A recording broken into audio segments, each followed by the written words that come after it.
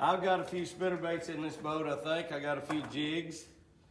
I've got a crankbait or two. I don't know what all's in this boat. You know, when you've got 4 or 5 boats and you got several people fishing out of them, you just don't know what you have. Just don't know what you have. We fished today with my buddy Chuck Stratton. Chuck fishes the FLW tournaments. It's now, I think they call them Big Five and all kinds of different stuff. I'm not familiar with exactly what all they call those, but we've got a good day. It's kind of partly cloudy, partly sunny, a little chilly this morning, but it's going to get better. And we really got kind of a short day. We're going to fish maybe till, well, maybe at the most noon or 1 o'clock, but then we may go out and make a longer day out of it. I don't know. We'll just let the fish kind of depend if they're biting or not. Yeah, if they're biting. They're going to be biting. It's whether we can catch them or not. We know they're biting. They're always biting. But let's get out there and see what we can do, Chuck. Let's do it. I believe we can catch them. Let's go.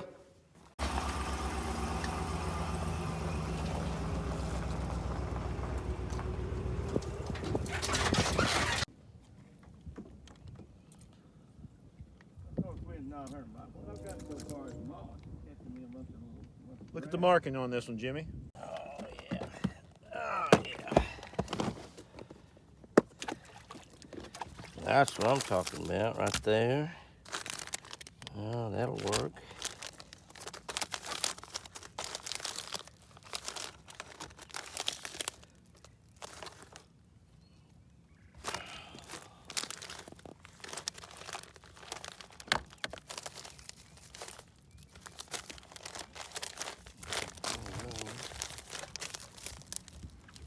You know, I bet you can put that little lucky swim on the back of that jig. I'll put that little lucky swim on the back of that jig for right now. Leave those out. Yep, all I need to do is just set the hook every now and then. Just jerk every now and then. There might be one on there, right? Here. Settle down a little, baby. Yeah, that's a nice one, too.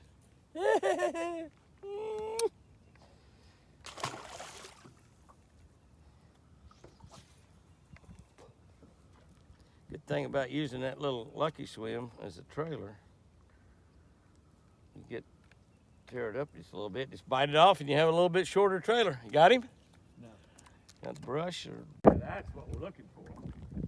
That's the size we're looking for right there. Yes, they're getting a little bigger. More black spots. I don't blame you for breaking that other bait off. You wouldn't catch anything on it. Picked up a different bait. Perfect deal. I learned a trick right there.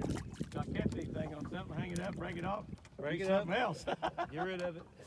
Use something else. Absolutely. I like it. I like it. Golly, that's a 9-pounder too. Maybe not, Chuck. Maybe not. Caught one on my impersonator. Boy, he's barely caught, isn't he?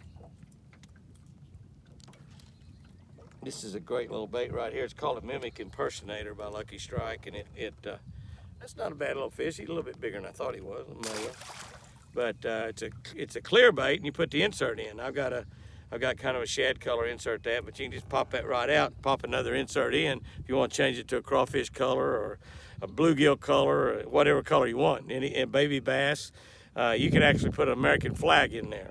And one of the things that some of my buddies have started doing if they got young kids is they got a blank one that's just white, and they'll let their little kids paint a pattern on there and they go out and catch fish on it. And that's kind of a neat deal. You can paint your own fish pattern. And it's got tremendously great slow, wide wobble action. I mean, wide wobble. And that's the thing I really like about it, is that wide wobble. You can fish it up pretty high, like over something. You can drop it down. It's a sinking bait, like any kind of rattle bait. Does not have a rattle in it. It's a silent bait. It will whack them. There's Lucy right there. She's right there in the middle of them.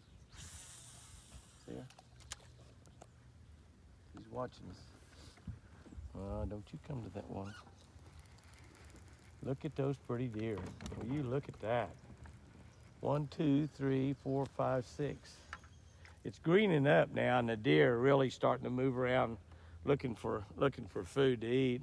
It looks like they're on a gravel road eating there, but they're actually eating on the side of that road. For the fresh stuff is just coming up, just greening up. It's just a perfect time. They love spring just like we do. That's one of the reasons they have to really kind of struggle to find stuff to eat during the wintertime, and they eat a lot of dead leaves and things that I guess taste good. I don't know if it does or not. But they're up there eating that new grass that's just popping out of the ground and growing rapidly, and they're enjoying the spring day just like we're enjoying the spring day. Crank that thing about 4 cranks and it got it. Might found a few little fish. You want me to live scope you up some fish? Here you go. I mimicked you up some fish. That's a pretty good chunk right there.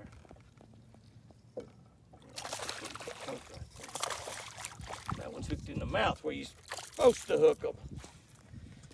Yes, sir, where you're supposed to hook them. Gotta be kind of careful. I am not wanting to get those barbs in my hand. Got my barbs smashed down, but I don't want the hooks in my hand. They're easy to get out if they're smashed down, Chuck, but they still hurt when they go in. All right, I caught that one right there. One more time. One of the things that you need to think about in the springtime when fish are spawning is that you need to know where they're going to go to, and you need to know the places where they stop. And they stop in some pretty interesting places at times, but we call that staging. And generally, both the male and the female bass will stage, but the female bass a lot of times will stay out there and stage for a pretty good period of time, maybe as much as about 2 weeks, and then go on up into an area of spawn. And the male goes up there and looks around, builds the beds, and they're building beds right now. But this creek that we're in right now, and you can see this creek, it goes way up there. This is where a lot of the fish are going to end up.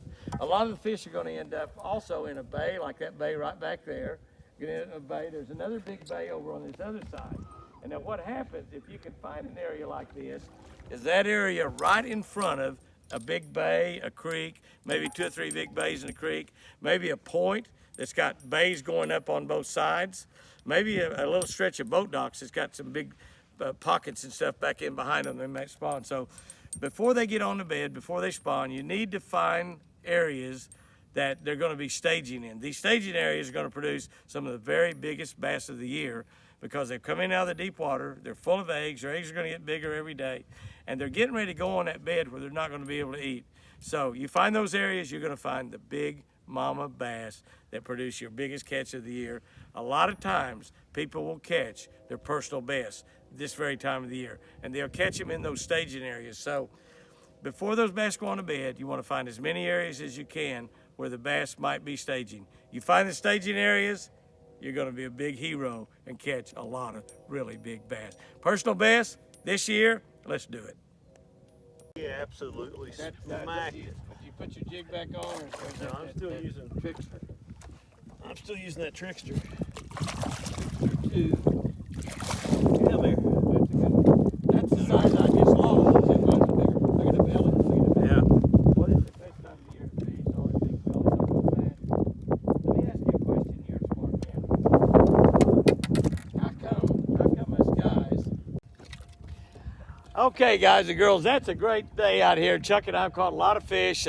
We could have caught more. We've had a north wind, we had an east wind, but you know, we've got a new segment that we're starting here on Jimmy Houston Outdoors YouTube called the Road Trip.